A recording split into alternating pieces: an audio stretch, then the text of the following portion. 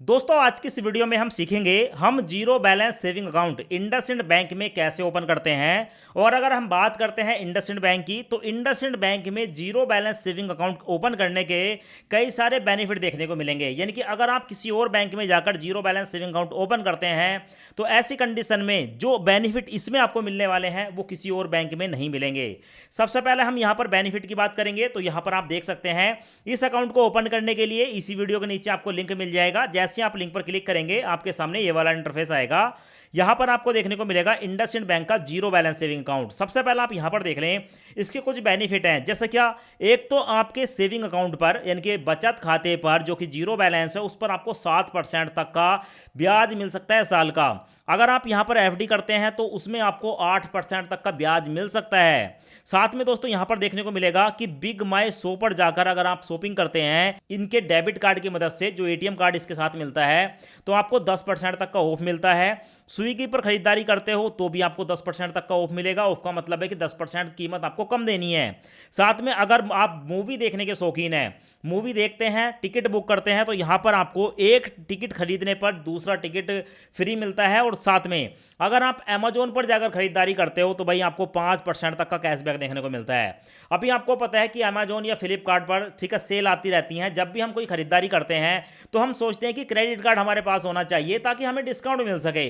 पर दोस्तों अगर आप यहां पर इनके डेबिट कार्ड से खरीदारी करोगे तो आपको 5% कैशबैक तो वैसे ही मिल जाएगा, यानी कि 5% तक का डिस्काउंट मिल जाएगा। तो ये जो डेबिट कार्ड होने वाला है इसके बहुत सारे बेनिफिट हैं। और साथ में इनके डेबिट कार्ड से अगर आप किसी एटीएम से जाकर पैसे विड्रॉ करोगे तो आप एक दिन के अंदर 50,000 रुपए तक निकाल सकते हो। सो दोस्तों इस अकाउंट को ओपन करने के लिए नीचे आपको एक ऑप्शन देखने को मिलेगा, ओपन अकाउंट। ठीक है, यहां पर आपको देखने को मिलेगा open account. So open account पर क्लिक करेंगे। अब दोस्तों उसके बाद आपके सामने आएगा माई अकाउंट माई नंबर। यहां पर क्या है कि यहां पर आप अपना फोन नंबर डालेंगे, आपका जो मोबाइल नंबर होगा वही आपका जो है अकाउंट नंबर हो जाएगा। बस उसके आगे यहां पर 15 लग जाएगा। इससे बेनिफिट ये होगा कि भाई इस अकाउंट नंबर को याद करने के लिए आपको कोई परेशानी नहीं होगी, क्योंकि आपका जो मोबाइल नंबर है वो तो आपको याद है, तो ऐसे ही आपका अकाउंट नंबर आपको याद हो जाएगा। उसके बाद यहां पर चेकबॉक्स को सिलेक्ट करने के बाद नीचे आपको कंटिन्यू का ऑप्शन देखने को मिलेगा। कंटिन्यू पर क्लिक करेंगे। उसके बाद आपके मोबाइल नंबर पर एक ओटीपी आएगा, ओटीपी यहां पर डालेंगे एंड वेरीफाई पर क्लिक करेंगे। अब उसके बाद आपके सामने आएगा आधार एंड पैन वेरिफिकेशन। तो दोस्तों यहां पर देखने को मिलेगा आधार कार्ड, यहां पर अपने आधार कार्ड के नंबर डालेंगे। नीचे आपको देखने को मिलेगा पैन नंबर, यहां पर अपने पैन कार्ड के नंबर डालेंगे। चेक बॉक्स को सिलेक्ट करेंगे और उसके बाद सेंड वेरिफिकेशन ओटीपी पर क्लिक करेंगे। अब उसके बाद आपके मोबाइल नंबर पर एक ओटीपी आएगा, ओटीपी यहां पर डालेंगे और उसके बाद दोस्तों नेक्स्ट पर क्लिक करेंगे। उसके बाद कंटिन्यू पर क्लिक करेंगे। जैसे ही आप कंटिन्यू पर क्लिक करेंगे आपके सामने ये वाला इंटरफेस आएगा। यहाँ पर आपको अपनी पर्सनल डिटेल बतानी होती है, जैसे क्या एप्लीकेशन डिटेल। यहाँ पर आप अपनी एक ईमेल आईडी डालेंगे, वेरीफाई पर क्लिक करेंगे, आपकी ईमेल आईडी वेरीफाई हो जाएगी। उसके बाद है मैरिटल स्टेटस, आप सिंगल हैं या मैरिड हैं, यहाँ पर सेलेक्ट कर लेंगे। उसके बाद है मदर नेम, यहाँ पर आप अपनी मदर का नाम बताएंगे, माता का नाम बताएंगे। उसके बाद नीचे देखने को मिलेगा फादर नेम, यहाँ पर आप अपने फादर का नाम बताएंगे। और अगर आपके फादर की जगह ठीक है आप यहाँ पर अपने हस्बैंड का नाम भी डाल सकते हैं, यहाँ पर दोनों ऑप्शन देखने को मिलते हैं। उसके बाद है ऑक्यूपेशन, आप सैलरीड पर्सन है, सेल्फ एम्प्लॉय हैं, यहाँ पर सेलेक्ट कर लेंगे।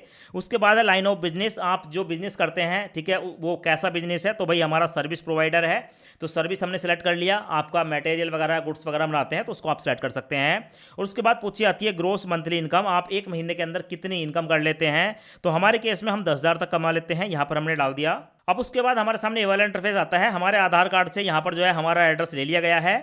अब उसके बाद नीचे आपको एक ऑप्शन देखने को मिलेगा कम्युनिकेशन एड्रेस। नीचे है कि my current address is different from Aadhaar address, यानी कि जो आपका आधार कार्ड का एड्रेस है अगर आप उस एड्रेस पर नहीं रह रहे हैं तभी आप इस चेकबॉक्स को सिलेक्ट करेंगे और उसके बाद आपको ऑप्शन मिल जाएगा, आप वहां पर करंट एड्रेस डाल सकते हैं।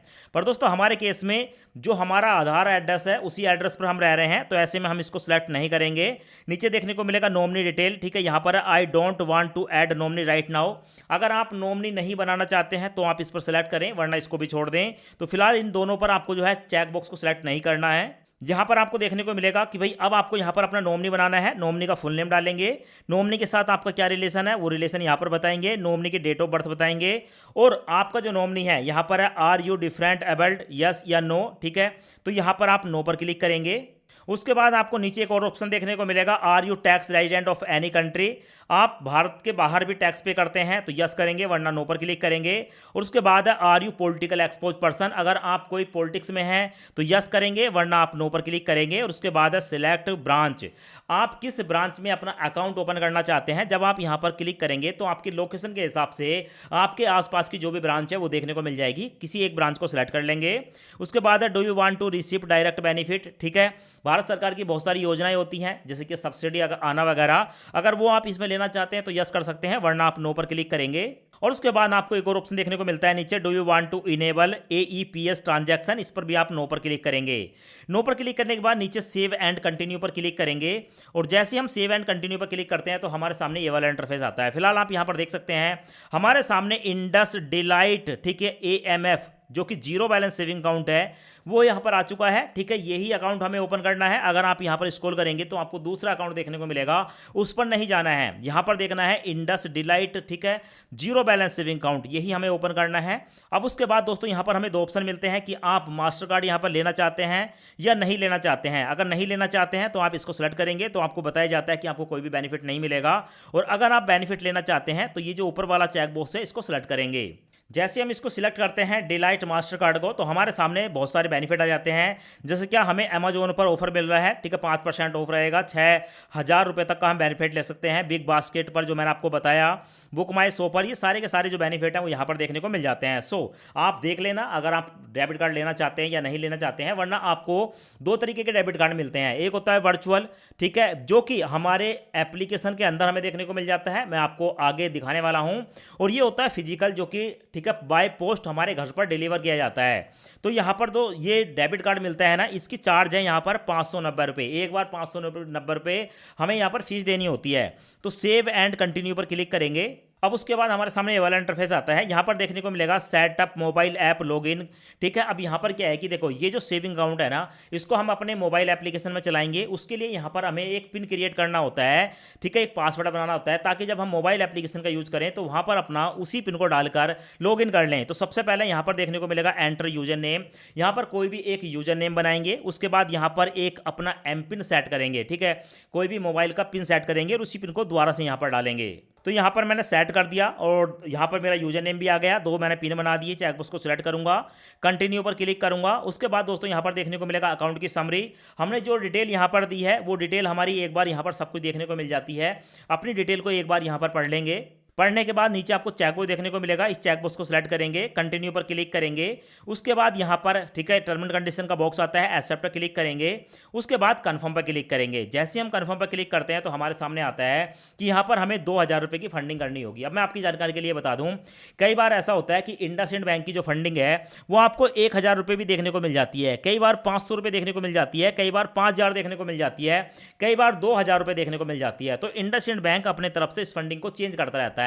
अब ये फंडिंग क्या होता है, देखो इसमें होता क्या है कि अकाउंट खोलते समय, अकाउंट ओपन करते समय हमें पहली बार एक बार अपने बैंक अकाउंट में कुछ ना कुछ पैसे जमा करने होंगे, ताकि जो हमारी ट्रांजैक्शन है, पहली ट्रांजैक्शन, ठीक है, वो जीरो ना रहे।